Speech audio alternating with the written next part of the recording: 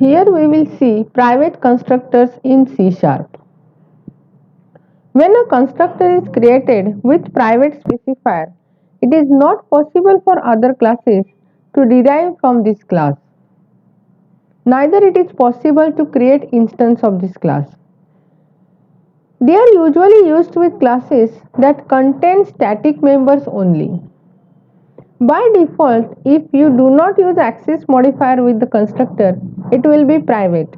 However, private modifier is usually used explicitly to make it clear that the class cannot be instantiated. Private constructors are used to prevent creating instance of a class when there are no instance field or methods such as math.class, or when a method is called to obtain instance of a class. Here methods in this class are called directly without creating object. We will write here a program to explain how private constructor works. So in comment line I will write that. Here I will declare a new class counter. So public class counter, and in that I will declare a private constructor. So private counter. As you know, for private constructor we have to use the static methods or variables. So I declare here static member,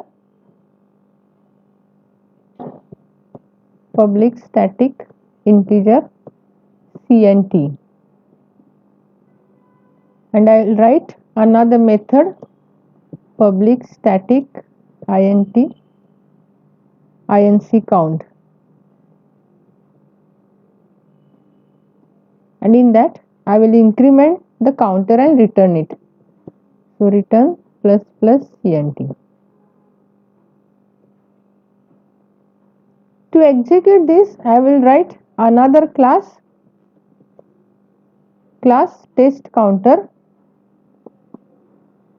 and in that I will write a void method static void main to execute our class. In this I will try to create an object for our class counter c equal to new counter. It will give error because we can't create the object for our private constructor. It is showing is inaccessible due to its protection level. So I will comment it, and I will call the method inc count. To call this method we use just class name dot inc count,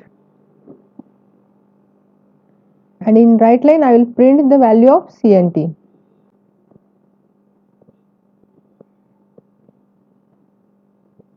And I will print counter dot CNT, and if I will execute it, it will give the counter value 1.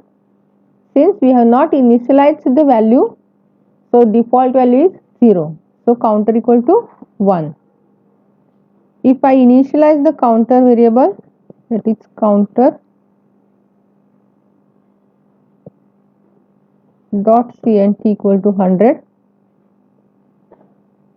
and execute it, it will print 101 since initial value is 100. If I create another object, or I will call the method second time and I will execute it,